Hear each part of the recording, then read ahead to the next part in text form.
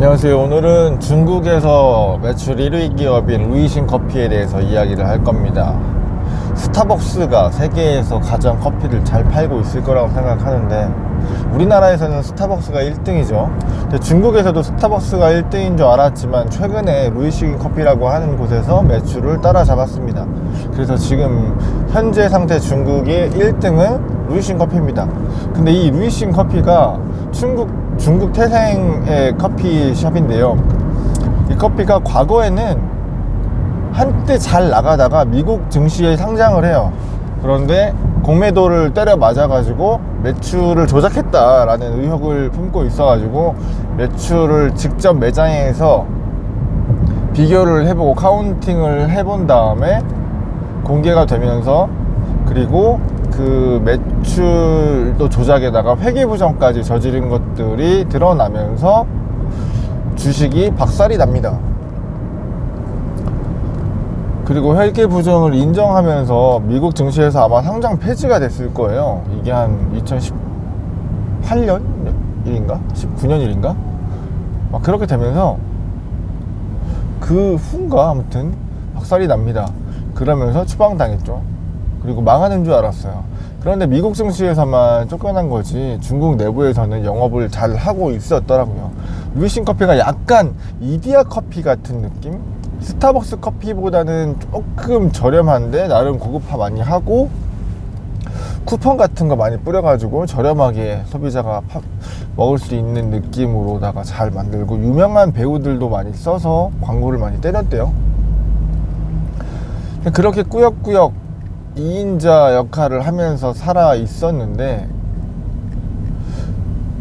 스타벅스가 코로나 시기 때 중국이 봉쇄를 많이 하잖아요. 스타벅스는 중국에서 고급화 그리고 대형화된 전략으로 영업을 하고 있으면서 매출을 많이 올렸었던 시점이었는데, 봉쇄가 되면서 전진을 못하는 거예요. 영업도 못하고 매출이 많이 감소했는데, 루이신 커피 같은 경우에는 이미 현지에 다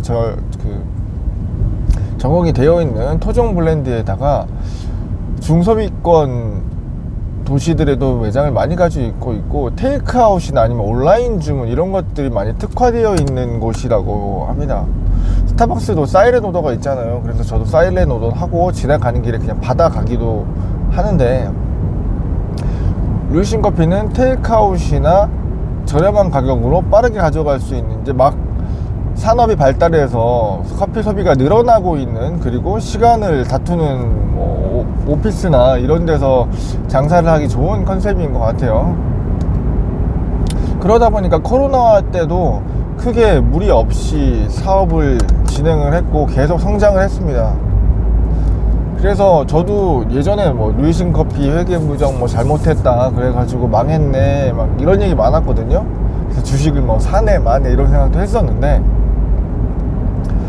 그리고 잊고 있었어요. 그러다가 신문이랑 요즘에 뉴스 같은 걸 보면 다시 살아나서 매출이 많이 올라서, 심지어는 스타벅스보다 매출이 더 많아졌고, 가맹 사업도 하고 직영으로도 많이 하고, 매장이 점포수가 10,000개? 이렇게 있다고 들었어요. 예전에 3,800개, 3,000몇 개라고 들었었는데 지금은 매장도 많아졌고, 중국인들이 뭘 좋아하는지 그 자국민들에게 판매하고 있는 것들도 많고, 그리고 중국이 애국 소비가 많다며요. 미국 브랜드보다는 자기네 나라 제품을 더 선호하는 경향도 있고, 가격도 경쟁력이 있고, 물론 중국에서 팔고 있는 그 루이신 커피가 예를 들어 3,000원대고 스타벅스가 한 4,000~5,000원대라면 이게 저렴한 건 아닐 거예요. 그 나라의 소득 수준이 이제 10,000불 정도 된다고 하니까.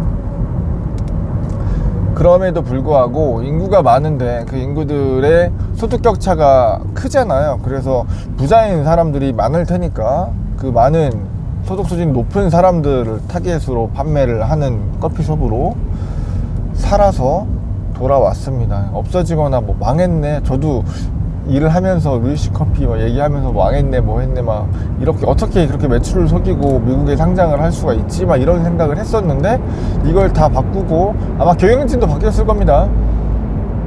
이렇게 하고 돌아왔다라는 거에 대해서 참